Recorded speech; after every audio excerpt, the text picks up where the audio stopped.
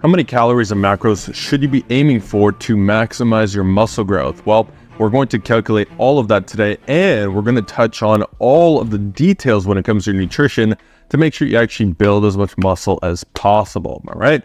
So let's go ahead and dive in. Now, obviously, the first thing we have to understand is how do we find our maintenance calories? And this is one of the most common and also one of the most annoying questions that I get on a day-to-day basis in my Instagram DMs and TikTok DMs and so forth. And that's because there's really only one way to truly know what your maintenance calories are. And you're going to go through that way no matter what, because, well, you have to start tracking and doing this regularly. So you're going to automatically be going through this. So trying to figure out what your maintenance calories are right off the bat is a futile endeavor and will only serve to have you paralyzed and not taking action faster and just getting to the goddamn work. But one thing I do want to mention before we figure out your maintenance calories, and I tell you what that strategy actually is understanding how long of a bulk, if we will call it that, a lean bulk, as I would prefer to call it, you should probably be on. And you typically want that at least 6 months, up to several years at a time. It really depends on your goals. It depends on how much muscle you've left to build. It depends on how okay you are with not looking all that great for however long, right? And I used to do that shit all the time. In fact, I'm currently doing that as I'm bulking through the summer. And the best part is when you dial in your nutrition to do this, you're going to be able to be on a bulk, maximize muscle growth without having to look like complete shit, which is kind of the old way of doing things, right? The old way of bulking, which I would say is now dead. If you don't understand yet that gaining 1 pound or more per week is less than ideal, then I'm glad you're watching this video, as you should be as well. So now we understand the length. 6 months should be the absolute minimum. We're going to now figure out your maintenance calories, as this is step number 1. And again, there's only one true way to do it. Now, you can start by just jumping online onto a calorie calculator, a TDEE calculator. You can type in some of the stats that it asks you for, and it's going to spit out a number. And by the way, you can try it across multiple of these calorie calculators. You're going to find that they're all going to give you a different number, funny enough, because they all use different equations, and this alone should tell you that none of them are going to be 100% accurate. They might be relatively accurate, but the point is you just need a starting point, okay? So just choose one, go with that, and then we'll make the adjustments according to this. But at the end of the day, you're going to know what your true maintenance is, or roughly what it is, as accurately as possible by actually tracking your food and actually tracking your weight day to day and getting weekly averages. So after about 2 weeks of doing this accurately and honestly and consistently, you will now understand better what your maintenance is. I'll give you an example. So let's just say you haven't been tracking your calories for a little while, and you're like, okay, let me start by tracking at 2,500, or maybe one of these calculators gives you 2,500 calories, right? Okay, so you start tracking and aiming for 2,500 calories for the next 2 weeks. At the same time, you're tracking your body weight daily so you can get weekly averages to know if you're moving in the right direction or not. What is the right direction? Well, generally speaking, it's going to be a gain of weight of between 0.25 and 0.75 pounds per week on average over time. Well, at the very least, if you're losing weight week to week, this is a good indication that you're probably not at maintenance or a surplus. You are in a deficit. So 2 weeks go by, you've been aiming for 2,500 calories. You're tracking your body weight daily, you're getting the weekly averages, or you're plugging it into an app like Happy Scale, which is showing you the moving average rate, and it's showing you that you're moving at a current average rate of minus 0.3 pounds per week or per day. What does that suggest to you? Is 2,500 calories the ideal place to be for your maintenance? No. So what are you going to do? You're going to adjust the calories upwards. Now, the good thing about using an app like Happy Scale is you don't have to wait 2 weeks. You'll be able to know sooner which direction you're moving in according to your current calorie intake.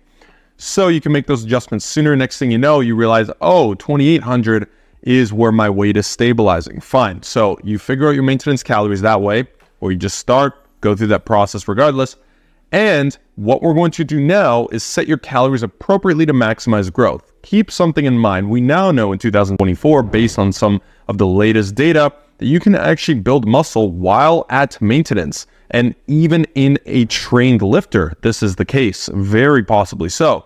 So what does that mean? Does that mean that a calorie surplus is not needed anymore? Correct. That's what it means. It's not needed. However, the caveat is if you want to maximize muscle growth based on other data, and all of these studies will be linked at the bottom of the description as well as put up on the screen. Based on some similar data, we understand that a calorie surplus is still king when it comes to maximizing how much muscle you grow. And by the way, the whole gaining at maintenance thing is only going to work if you have sufficient excess body fat on you. If you're very, very lean, trying to gain or state of maintenance is actually less than ideal for sure, okay? And perhaps not even possible for a lot of individuals, as you're going to have to be extremely meticulous just to try to hold on to this leanness. Ultimately, that could hold you back. So a surplus is what we want. However, how much of a surplus will come down to taking those maintenance calories you find yourself at, which may take the next 1 to 2 weeks, and you're going to add 5 to 10%. So what does that look like? Well, again, going back to the previous example, you figure out that your maintenance calories are around 2,800. 10% increase of that would be 280 calories above that number, which lands you at around 3,080 calories, but it's between 5 and 10%. So that means that instead of 280, you want somewhere between 140 and 280 calories above that target number. Now, you start going 500 calories over, 700 calories over, or you're staying pretty steady, you overeat by 1,000 calories a couple times a week, and your rate of gain is going to increase massively. And no, it's not muscle mass, it is going to be primarily body fat, as we know from other data as well. So gaining too fast doesn't make much sense. A 5 to 10% surplus is all you need. But keep in mind, if this means that sometimes a slight overcorrection causes you to fall back to maintenance, that's also totally fine, right? It doesn't mean that you're not making gains. As long as you are, for the most part, in a small surplus, you're going to maximize gains over the long term, minimum 6 months, without putting on excess body fat. So with that said, we now understand the calorie component better, hopefully. 5 to 10%, that's all you need. Going above that is stupid. Now, I do get questions sometimes about people on anabolics. Should they increase the rate? For sure. Increase to 1 to 2 pounds per week for sure. But this is for people trying to build their physiques naturally. Let's move on to the macros. We're going to start with protein. Protein is obviously the most important when it comes to growth. However, it's probably been overstated for importance in the past several decades. Until recently, it's been understated in importance. That is what all the data is showing us, is that these days everybody jumps on the whole, oh, you don't need more than 1.6 grams per kilogram protein. In other words, 0.8 grams per pound of body weight in protein. And going above that is overkill, is what people will tell you. But I've made several videos on this, breaking down all of the data surrounding this topic. And it seems quite clear that 1.6 grams per pound of body weight is the absolute minimum level of protein you want to be at. Now, some people may be missing out on some gains if they keep it that low. So why not be safe rather than sorry and bump it up slightly? Because as we know, even going up as high as 2 grams per pound of body weight has not shown any adverse effects over a long period of time with otherwise healthy individuals. Now, does that mean you can go up to 2 grams per pound? No. What I suggest, based on what I do with my clients, based on what I've done with myself, my observation and interpretations of the data, protein should probably be set between the very simple, straightforward recommendation of 1 gram per pound of ideal body weight. What is ideal body weight? Well, what body weight do you want to be at as a man at 10% body fat, or as a woman at 20% body fat? If you're 185 pounds right now and you're like, well, my goal, I got plenty of muscle to build, I want to be at 205 pounds lean in the future. That is your ideal body weight. Set your protein in accordance to that, between 1 gram per pound of that and 1.5 grams per pound of that. Now, most people don't need 1.5. Again, no adverse effects. However, I'm going to tell you why you would start increasing protein. To start, 1 gram per pound of ideal body weight is going to cover your bases, ensure that you are not under eating protein in any scenario. Let's put it this way. If you accidentally under eat this recommendation slightly one day here or there, then you're still probably going to be hitting the absolute bare minimum threshold of the 0.8 grams per pound. So we're simply covering our bases here, and people are too quick to jump the gun, as everybody is when it comes to this science-based stuff. Say, no, 1 gram, 1.6 grams per pound per kilogram of body weight is more than enough. And if you go above that, that's overkill. But here's a problem. There's several problems with that, in that once calories start getting to such a high extent, if you're afraid to put it towards more protein, you're going to put it towards more carbs and more fats. Sounds great, but there's only so many carbs you need to maximize performance. And once you do that, actually, guess what converts faster to body fat? Carbs rather than protein. And guess what converts even faster than that? Fat, of course. So as calories continuously coming up over long periods of time, and you're absolutely frightened to increase your protein any higher at all, well, satiety may not improve all that much, which could lead to even easier episodes of overeating and therefore not staying in the range of weekly gain you want to see. And you're just adding extra adipose tissue along the way. So there's definitely something to be said about 1 to 1.5 grams of protein per pound of ideal weight to start for you. Start at 1 gram per pound of ideal body weight. So understand what your ideal body weight is. Don't make it stupid unrealistic, like I'm 5'9" at 170 pounds and I want to be 250 at 10% natural. That's not happening on this earth, okay? Or naturally, essentially. So have a realistic goal for what your ideal body weight is at roughly 10%. That is your number for protein for the foreseeable future, okay? And we're starting now. So we have that settled. Next, we're going to set fats. Fats are the easiest one to set because 20 to 25% is all we really need. And this is based on decades of data that has come to this conclusion that, yeah, 20 to 25% is good enough for what? Maintain hormonal balance and production to ensure that testosterone, obviously very important for all this, growth hormone, all these other factors are regulated and that they don't get to dangerously low levels, which is still possible even in a surplus if we're not eating enough fat.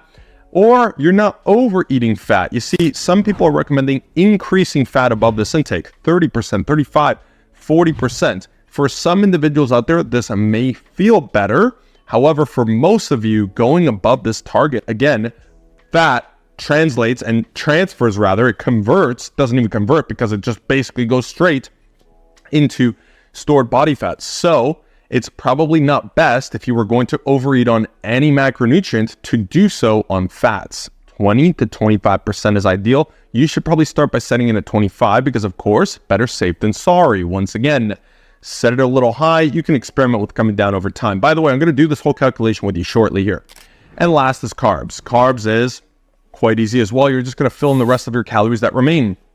And this is going to be towards carbs, which fuel performance and recovery a lot. But again, do not overestimate how much you need. I used to do this myself to the point where my calories, if they were at 4,000 plus calories by the end of the bulk, I was consuming 800 grams of carbs at this point because I thought, hey, more carbs, the better. The better I'll perform, the better I'll recover, the more full my muscles will be. But actually, it turns out that this is only going to cap out at a certain extent, which makes fucking common sense. But I didn't have much common sense when I was 19, 20 years old. And then going above that, again, is going to convert a little bit faster to fat than, say, protein. So it might be a scenario where as calories increase, we may want to bump some protein up there with it, okay? So let's go through a practice equation or an example as to how to set these macros actually for yourself. So now we know the numbers, right? Let's use an example of you're a 185-pound male. Your height doesn't really matter here. So let's say 185. And you've determined through a 2-week trial and error of tracking process that your maintenance calories are 3,000 and 3,100 per day. And so what you're doing is you're going to add between 5 and 10% to that, which gets you somewhere around 3,400. That's the number that we're falling on, 3,400. Nice and even, make things simple. So 3,400 calories is your target. Again, you're 185 pounds and your ideal body weight is 200 pounds at 10% body fat, which is definitely what beasts weigh, by the way, and look like. By the way, am I making gains or not so much? Can't tell by this lighting. Anyways, you want to be me, all right? Don't blame you. So in order to do that, we're going to start with, now you have your calories, 3,400, your protein. Remember, 1 gram per pound of ideal body weight. So a nice, simple, round 200 grams of protein in this case, all right? Fats, 25% to start, which means, by the way, 200 grams of protein, there's 4 calories, roughly, gross calories, we can call them, right? On average, let's say around 4 calories per gram of protein. That means roughly 800 calories are coming from protein. Cool. Fats, 25%, we're going to take the 3,400 number. We're going to multiply by 0.25. That's going to spit out 850 calories worth of fat. To determine how many grams that is, well, there's 9 grams. There's 9 calories per 1 gram of fat. And so we're going to divide 850 by 9, which gives you 94 grams of fat. And now that we have 800 calories from protein, 850 calories from fat, we add those two together, that's 1,650 calories. We minus that from our initial 3,400 calorie goal, and we are remaining with roughly 1,750 calories to put towards carbs. 4 calories per 1 gram of carb means 1,750 calories worth of carbs is going to spit out about 437 grams of carbs. And goddamn, you lucky son of a bitch, who doesn't like eating over 400 grams of carbs, right? Okay, cool. So that's going to be your starting point. In other words, the macros are as follows: 3,400 calories, 200 grams protein, 94 grams fat, 437 grams of carbs. You figured that out? Great. Now, where do you go from here? Because figuring out that once and just thinking, all right, I got it now, let me just make or buy a meal plan and I'm all set. I don't have to do any thinking. I'm just going to make crazy gains. No, the work has just begun, my friend. So you have your calories and macros. By the way, if you want any help with that, or you're curious as to if you've set them correctly, or if they sound good for you, go ahead and drop a comment. If you want me to review them for you in the comment section, I'd be happy to do that. So let's talk meal timing, pre and post workout meals in combination with that. Meal timing doesn't matter all that much. It's really preference, especially when it comes to a bulk. It's not like cutting, where manipulating your eating window could actually have massive satiety benefits. In other words, blunt hunger and so forth. So you don't actually really have to worry about meal timing. It's really up to you. It's not like cutting, where manipulating your eating window could actually have massive satiety benefits. In other words, blunt hunger and so forth. So you don't actually really have to worry about meal timing. It's really up to you. Ideally, in a perfect world, if you want to maximize muscle growth, evenly distributing your total protein intake for the day between 3 to 4 meals throughout that day is probably going to yield you the maximum amount of protein, muscle protein synthesis that you want to stimulate throughout that day. Okay, it's probably better to do 3 to 4 rather than just 1. So keep that in mind. Next is pre and post workout meals. Nothing too crazy here. Ideally, again, perfect world, you've got those evenly split protein servings. Have one of those somewhere between 2 and 3 hours pre-workout, 2 to 3 hours post-workout. You can still train fasted, and that probably won't have many detrimental effects or any at all, but I do recommend doing something if you do that. Grab a proper intra-workout supplement stack. I personally recommend All Maxes. This is the one I use when I train fasted.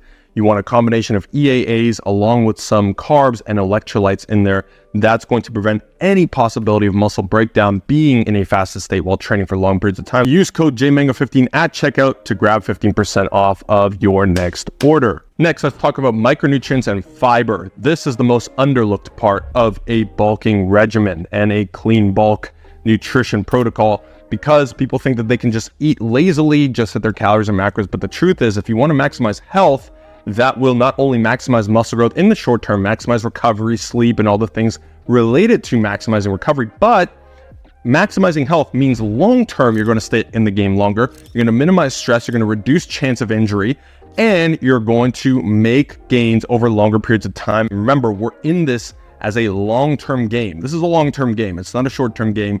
And so trying to figure out this bulk and that's it, and okay, I'm all set, I just need a meal plan. No, this is constant grind. Like I said, the work has just begun. Make sure 80% or more of your calories and macros are coming from nutrient-dense foods with plenty of fiber as well. I cannot understate how important that aspect is. Now, how do we adjust calories and macros? Well, you should be doing this every few weeks, maybe even once a month. It depends on your rate of weight gain over time, and assuming that you're staying somewhere within that average range of weight gain that you want. Again, 0.25 to 0.75 pounds every single week. So make sure that you adjust, tweak calories, bump them up by 100, 150 every single time that rate of gain starts to slow a little too much. And that leads me to my next question. What happens if you overshoot calories a little too much? You overeat in a session or two.